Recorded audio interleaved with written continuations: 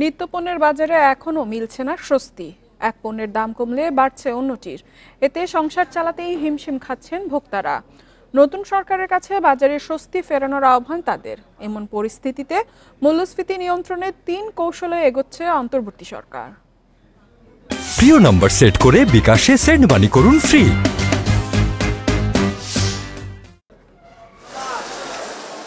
বাজারে ভোগ্যপণ্যের সংকট না থাকলেও কিনতে হচ্ছে চড়া দামে।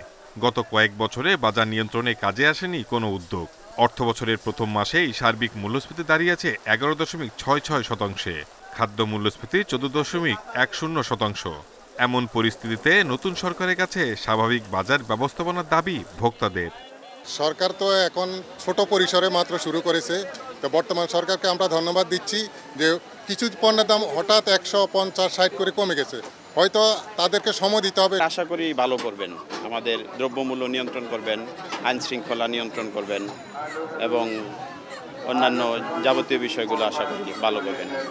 সরকার পরিবর্তনের পর বাজারে কমেছে চাঁদাবাজি, তদারকি করছে সাধারণ ছাত্ররাও। এতে কিছুটা কমেছে সবজিসহ মুরগির দাম। মূল্যস্ফীতি কমাতে পণ্যের উৎপাদন বৃদ্ধি, সরবরাহ ঠিক রাখা ও সিন্ডিকেট নিয়ন্ত্রণে জোর দিচ্ছে নতুন সরকার। উৎপাদনের ব্যাপারে যা যা করা দরকার, কৃষি মন্ত্রণালয়, শিল্প এখানে সার, অন্যান্য জিনিস আছে কী কী ইনভলভ, তারপরে ইনপুট লাগবে, তারপরে বাজার যে যখন করবে তাদের যারা উৎপাদন করে তাদের সুবিধা অসুবিধাটা দেখবে, তবে আলটিমেটলি আপনার কাছে যেমন পৌঁছায় তখন সেই চেইনটা মানে পুরো সাপ্লাই চেইনটাই তো ইনভলভ। বিশেষজ্ঞরা বলছেন, নতুন বাংলাদেশ নির্মাণে মূল্যস্ফীতির লাগাম টানার বিকল্প নেই।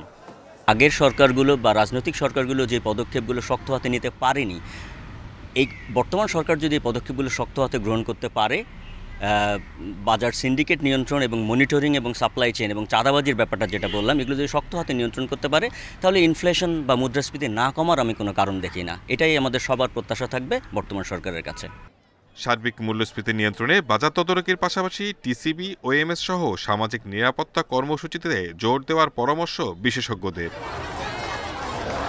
Shahid Ahmed, independent news, Dhaka.